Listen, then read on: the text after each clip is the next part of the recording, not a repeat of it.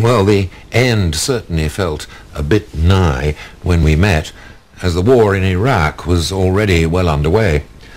So I asked Arthur why it was that skepticism is increasingly seen by many Americans as politically incorrect, as subversive, unacceptable, and of course unpatriotic.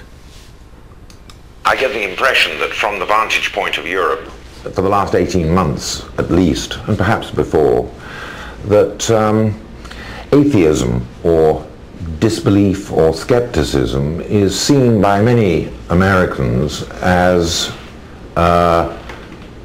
politically incorrect, as subversive and unacceptable. Am I right in thinking that? It's probably the case. Certainly the religious overlay of patriotism has come into fashion. It's always there, of course, in this country. More people go to church here than I think anywhere.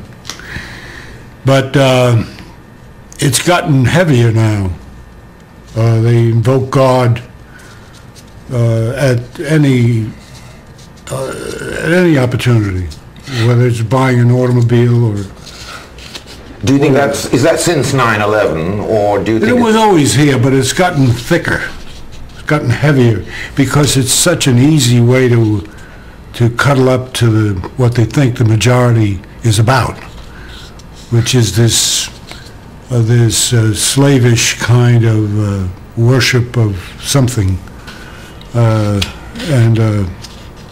it's a political event. But it is the first time for many years that you've had a government, a president. Well, I don't recall it ever being the government itself doing this. It could have happened, but I'm not aware of it. I mean, I never heard of a government calling upon faith-based agencies taking care of the sick and the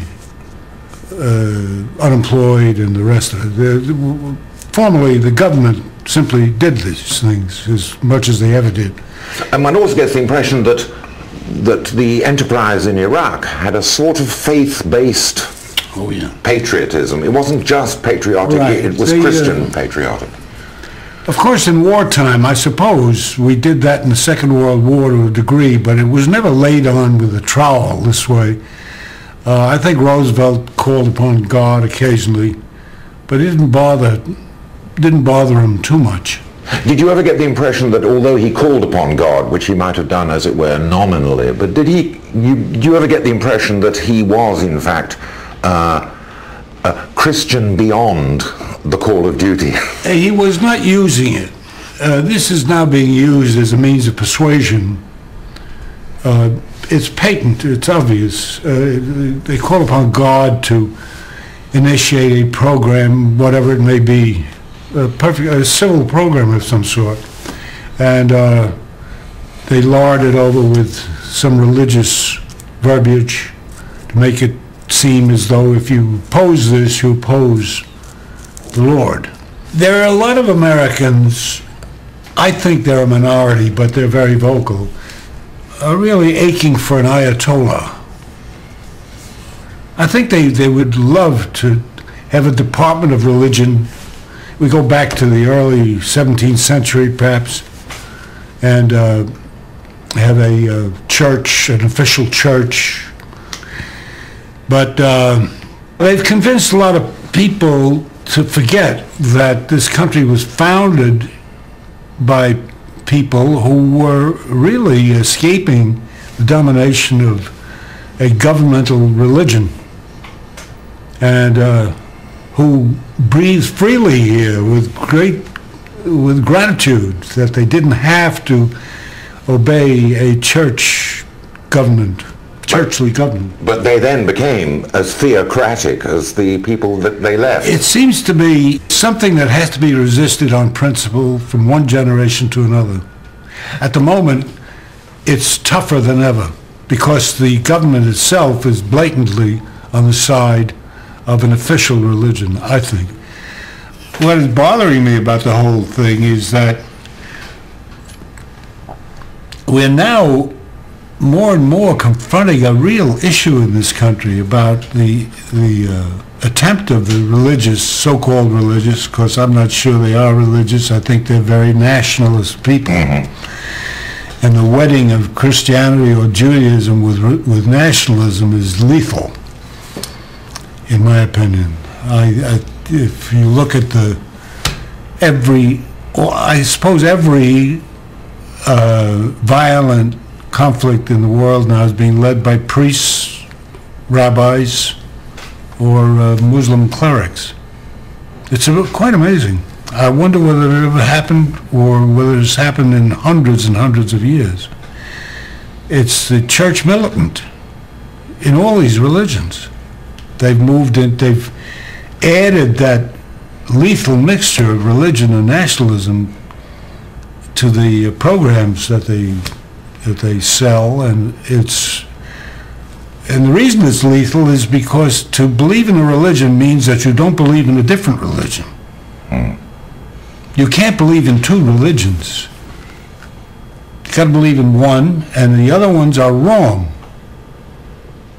And often to be destroyed. And deserve to be combated and destroyed.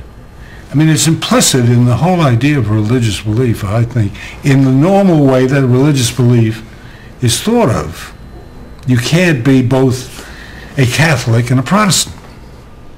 Well, and now there seems to be this, what would previously have been almost inconceivable, this unholy alliance between fundamentalist evangelical Christians in the United States and Orthodox Jews, yes, who are combining to support the Christian zealots believe that Christ will return when the Jews become Christians. This news is going to come with a shock to most of the Jews that hear it, but that's the program. That Armageddon comes, at which point the Jews become believers in Christ, and Christ returns, and we're off to the races.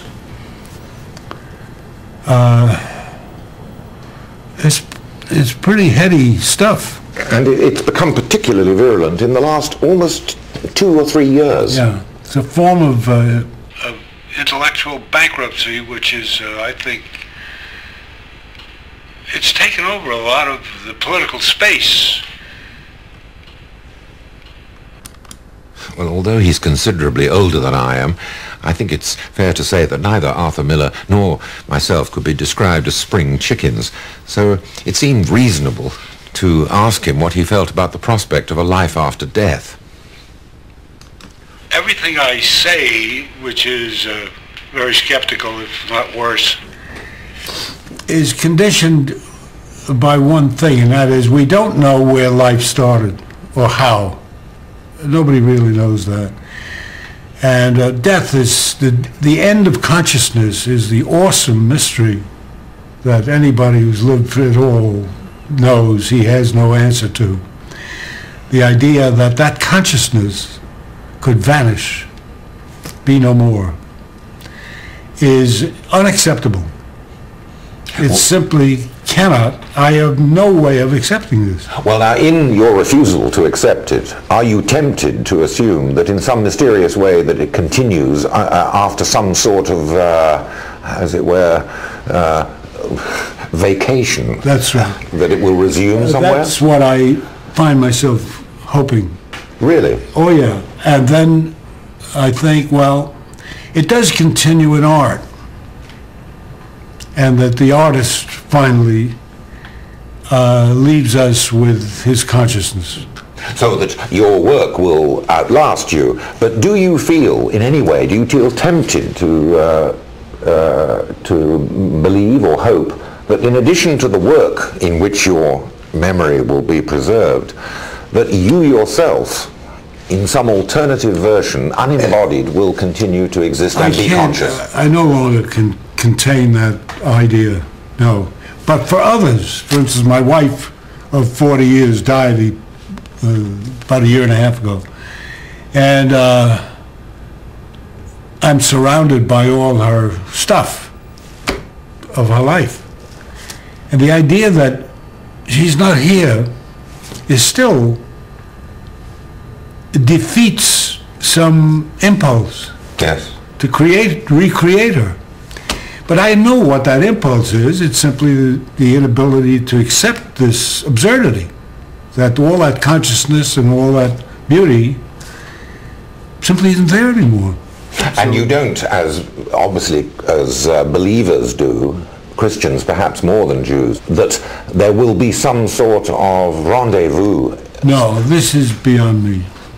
I don't have that at all. I don't believe it. I think, as I said, if there is memory, because what we're talking about is a form of remembrance.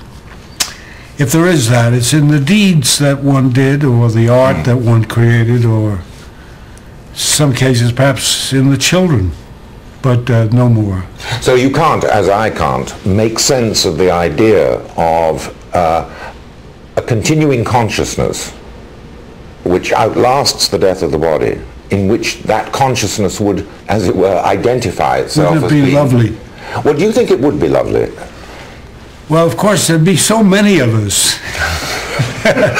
It'd be a rather crowded area. I think it'd be like the subway at 5 o'clock in the evening. You'd wish you could get off, I think. But in addition to, as it were, the population problem, the urge is always there, I think. The urge to preserve this thing. And if you're not careful, I suppose you could venture into everlasting life. But as I said earlier, death is the ultimate perplexity. And particularly, not the body so much as the consciousness. The ability to observe, to talk, to store up images, which is, we spend 60, 70, whatever many years accomplishing. And in a breeze, it blows away. I think we're stuck with the earth and with the lives we've got. And the immortality notion is simply past my capacity to really believe in. I never could figure out what we Jews believe about an afterlife. I have the feeling that it doesn't quite exist. It's a skeptical area. Well, I'm always told by people who know or seem to know that it's not altogether different from a seminar at Columbia, that you in fact go to Moses, you enroll, and Moses teaches you to infinity the finer points of the law. Which seems no way out of it. But that seems like locking the stable door after the horse is bolted.